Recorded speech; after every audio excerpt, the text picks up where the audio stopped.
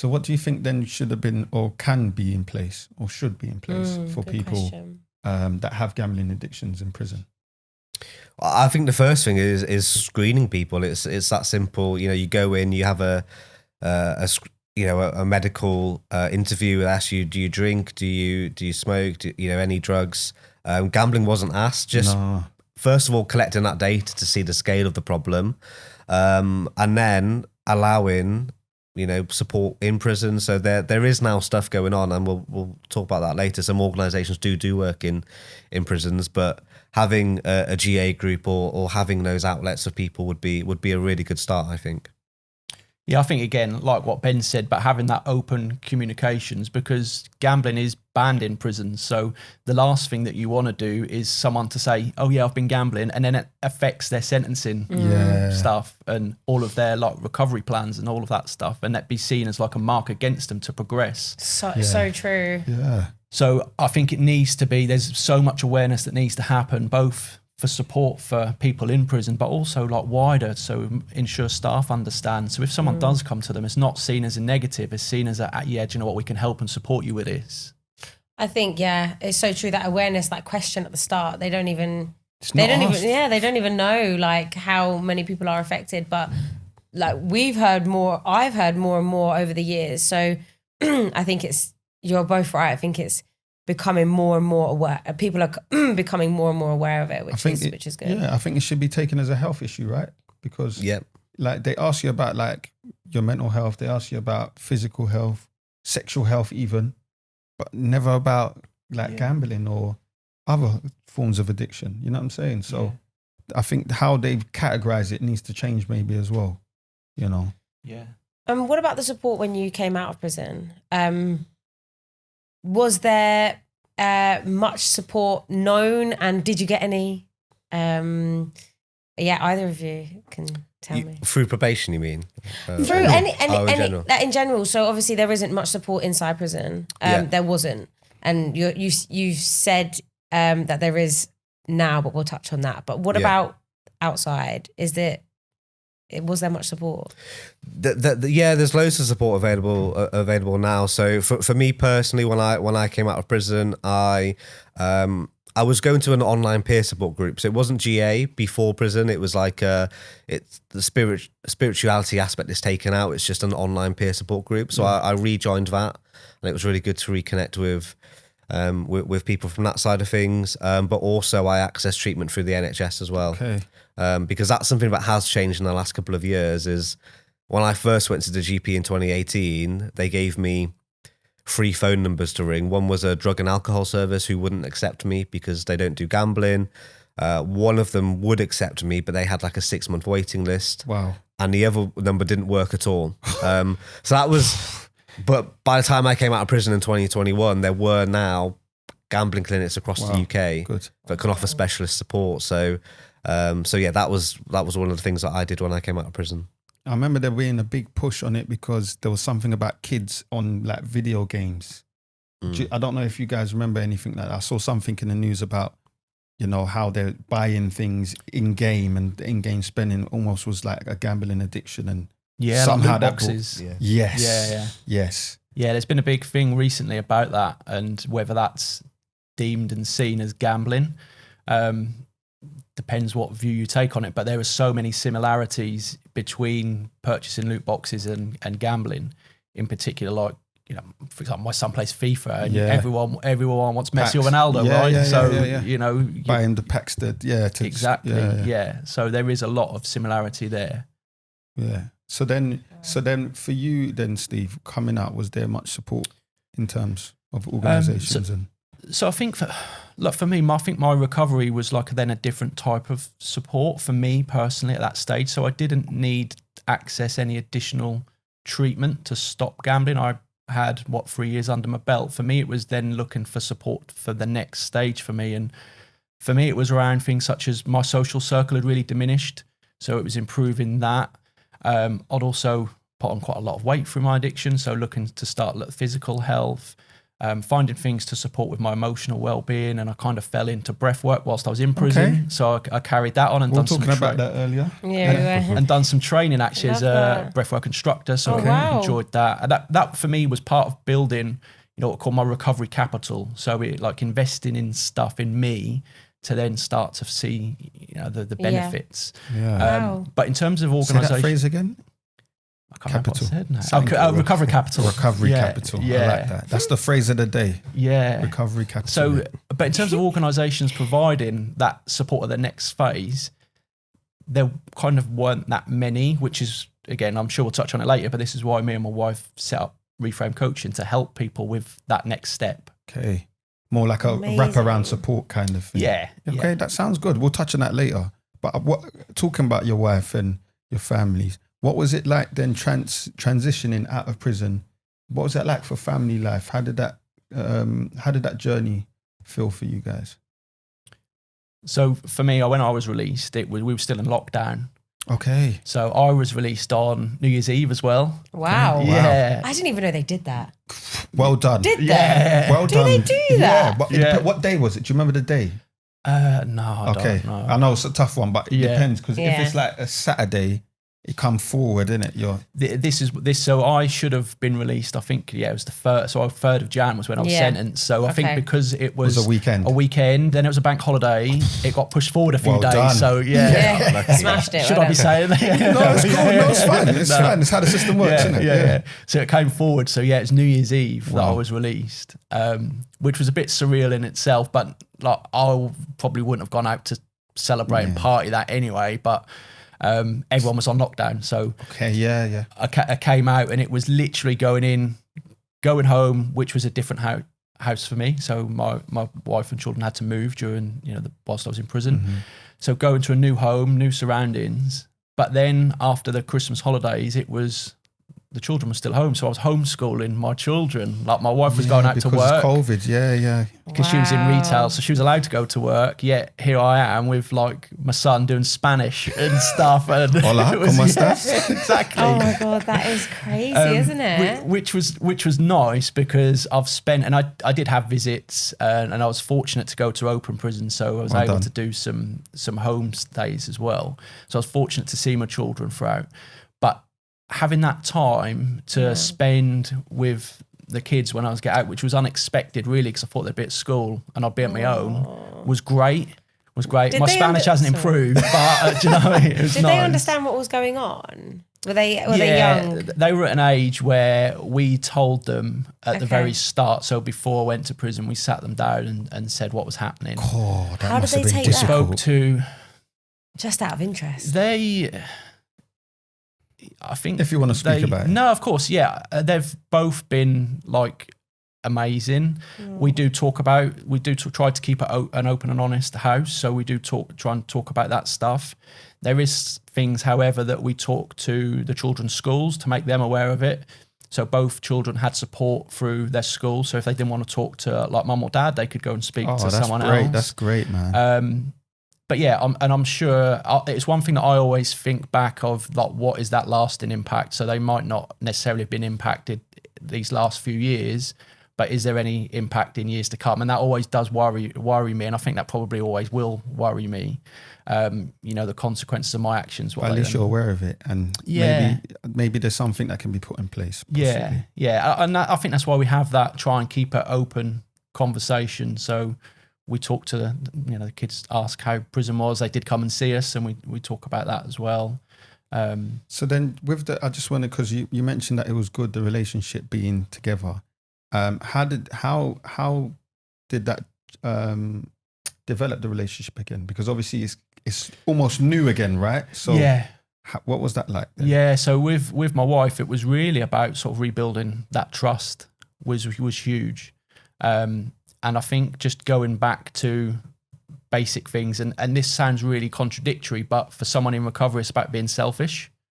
And we're talking about building a relationship, yet here I am talking about being selfish. So that's why I say it's quite contradictory.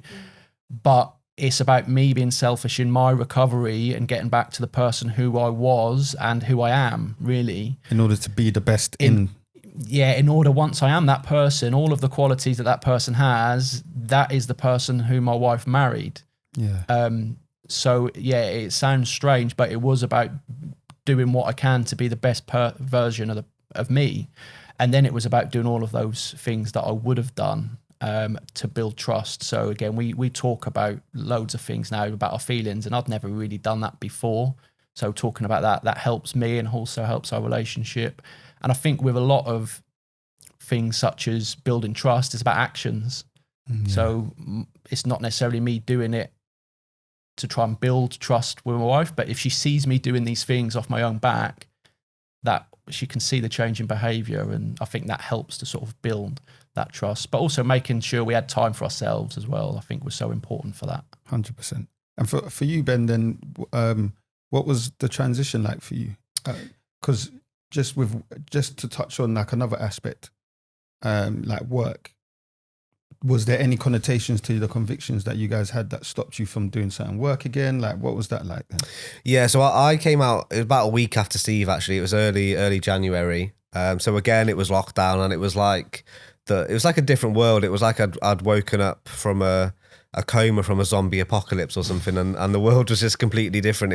It was madness, but I was pretty keen to get into work fairly quickly, because my wife had been obviously supporting the family by her own for a while, and I wanted to get back into work just to keep me busy. And I was worried about the conviction because it was for fraud, you know. I didn't know what would happen, and I was getting turned down for like delivery driver jobs and warehouse jobs and the jobs that you think we should be able to get, right? Yeah, jobs I was more than qualified to do, and obviously that doesn't mean that I would necessarily get it, but I know that when I have to disclose on the application that I've got this conviction, they're probably just filtering it off straight away. So I was a bit worried about what was going to happen, and then I saw a job working for a charity called GamCare, who probably the biggest charity in the UK who support people with gambling, and it was for a helpline advisor. Okay. And I'd worked in a call centre before, because before prison I'd been working in a call centre. I had this lived experience of gambling, so I thought it would be a really good job for me. I very, very nearly didn't apply because it said this post is subject to a DBS check. Oh. So I almost didn't apply, but I did, and I got an interview, and I got the job. So 3 months after leaving prison, I was now in, a really good role that I was really passionate about. And I've been there ever since, and I've moved jobs a couple of times and had a couple of promotions, but it's going really, really well. And I get to support people in their recovery every day. So yeah, I did not think when I left prison that I would be where I am today. I thought I would probably be, like I say, doing a manual labour, warehouse like type of role. Yeah, exactly. You didn't think that you'd be helping people that have been in similar situations? No, certainly not as a job. I thought maybe personally I would be doing it, but not in a job role. Wow. So yeah, it's been amazing. So yeah, I mean, talk to us both about what you are doing now, because this is the good stuff. This is what we want to hear. It's all good stuff because you're sharing your journey and your experience, and we really appreciate that, and so do our listeners. So yeah, thank you for that. But talk to us about all this positive stuff that you guys are doing now. Yeah, Ben, you touched on a little bit what you're doing. Why don't you, what else are you doing? So actually, I do quite a lot of things. So I always said to myself, if I can put half as much effort into my recovery or helping people as I did into trying to gamble, I'll be in a pretty good place. Because I used to, it was a full-time operation, moving money from here to there and how to gamble and stuff like that. So I work for GamCare. I work on the helpline and help support people there. But I also do awareness talks in schools and non-league football clubs. So I've been doing that this week, actually. So that's a really good chance to educate young people and to tell my story as well, because I always think back to my school and I had all the talks on drugs. I had all the talks on alcohol. I remember them. And I remember a really good talk we had on HIV and AIDS when I was at school as well. And that always stuck with me. But I never had anything on gambling. So hopefully by doing that, it's planting seeds in their minds that there is support out there if they do struggle. So I do that. I work with Steve for National Prison Radio. Yeah. And I work with Steve with Reframe as well, but I'll let him talk about that. That's his pet project. All right, so we've heard Reframe a couple times. Yeah. Let's get into it. Tell us about Reframe. Yeah, so like when I left prison, I didn't really know what I was going to do career-wise, like what Ben was explaining. But for me, one thing I did do in prison was like get back in touch with my values. So what means a lot to me, and helping people always did come through. And once I had treatment, and it was great. It really helped sort of build barriers, blockers, look at root causes, that stuff. But as we've touched on, there was then very little in terms of looking at that next stage. So what does my life now look like after gambling? And there are so many areas of my life that I've damaged that need repairing, and very little support actually out there to help me with that. So when I was released, my wife and I decided to set up a company called Reframe Coaching, originally a CIC. It's recently converted to a charity. And the idea is to help individuals pretty much at that next phase of their recovery, to bring greater awareness to what that looks like for them, but also have a glance towards the future. So where do they want to get to? But then having that coaching conversation of how are you going to get there, right? What resources do you need to get there? Are there any obstacles that are going to be in your way? And how can we get around them? And having really impactful conversations by like active listening and asking open questions to really support the person with the next sort of phase. And we've kind of been running now for 3 years. A lot of the delivery right at the early stages was just myself. Okay. But this year we've been able to recruit some amazing people, and Ben. What do you mean, and Ben? That's jokes. But no, I resign. I'm out. I'm done. But no, Ben's one of our recovery coaches. Yeah. We've trained over 20 individuals Wow, with really good. Wow. all with lived experience of gambling based? harms. So a lot of our work's remote. Okay. So That's we easy support for access. people. That gives you can. Yeah. I'm guessing you're just getting busier and busy. Like people are getting more aware of who you are and what you do. This year we've got a contract with GamCare who Ben works with, where we support individuals and take referrals directly from them. Excellent. So they've had the treatment with GamCare. They then get referred to us to work with a recovery coach to look at that next phase of their treatment. Wow. And it's been great. And I'm guessing from what I heard, it's tailored to the individual. Yeah. Yeah, that's great. Yeah, it's 1-to-1. So they come, once the referral comes into us, they work on our Life After Gambling program, and they See what you're doing there? Life After Gambling. LAG, not LAP. Yeah. Okay. Yeah. All right. Yeah, we set up in 2020. I'll just drop that in. So So then, obviously, Hold or Fold now. NPR's newest show. National Prison Radio's newest show. In it. Tell us about Hold or Fold. What's it about? What do you do? How did it come about? Anyone? Do you want to take this one? Yeah, I can do. So yeah, I mean, it's essentially about gambling within the criminal justice system. So we've done 2 seasons, 20 episodes. We speak with a lot of guests who, some of them have been in prison because of gambling. Some of them gambled in prison. And we do have people who've never been involved in the criminal justice system as well. But what it's about is really just raising awareness and letting people in prison who maybe are gambling or struggling with their gambling or someone else's gambling, there is support, they're not alone, and hopefully sharing some of these inspirational stories from these great guests we get is going to be really powerful for them to Sounds good. to enter their recovery. So yeah, I mean, it's a really good show. I mean, I have to work with Steve, which is a bit of a downer, but That's what I say about Zach. yeah, Don't worry. yeah. I feel what we your say, pain. what we have a saying in Life After Prison, we've got a great team and Jules. Wow, I've never even heard that one. Is it? Well, because we don't let you know. We don't want you to know. I'm joking. I wanted to ask you then, what would you both say to the old versions of yourself? This is a tough question because I feel so grateful and lucky to be where I am now, but sometimes I don't even want to trade in what I've been through because I wouldn't be where I am now. So if I could be in this position without having hurt the people that I did, obviously I would. But for anyone else in that old position, like I was, I would just say, just speak up and talk to someone. Like you will have all these fears, and like I did, scared to tell my wife because of what would happen. We've seen both Steve and I, we've both got amazing women behind us. If we had have spoken up sooner, they would have helped us get that support. So yeah, don't be afraid to speak up. There's so much support out there. That's what I would say to anyone in that position. Yeah. Pretty similar to Ben, but I'd probably add the caveat, find someone who wants to listen, because there is a big narrative at the moment, and I understand it, of you must talk. But through my experience, I tried to talk and literally didn't have someone who wanted to listen, and that had a detrimental effect on me. So finding that safe space to share, whether it's your thoughts or your feelings, is really powerful. So I think I'd say to myself, just keep sharing, like find that space that you felt comfortable in expressing. Because I'd hate to think someone else is still doing that today. They are opening up, but they're getting met with that brick wall and then think, oh, I'm not going to bother.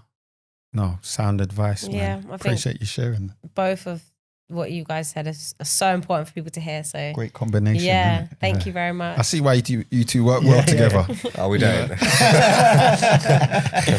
Love it. So we love to shout out organisations on Life After Prison. So is there any organisations that you guys want to shout out? Yeah, so you might have seen it in the news recently, but the NHS are opening gambling clinics. So I think they've opened 10 of the 13 that they're going to be opening. So you will shortly be able to get access through the NHS to support you with your gambling. So that is relatively new, but I think it's important to share that. Wherever you are, you can... Yeah, so they're going to be based in certain regions. So you can reach out to your local clinic within that region. And then depends where that is. It might be that you can get face-to-face, but there might be remote support as well.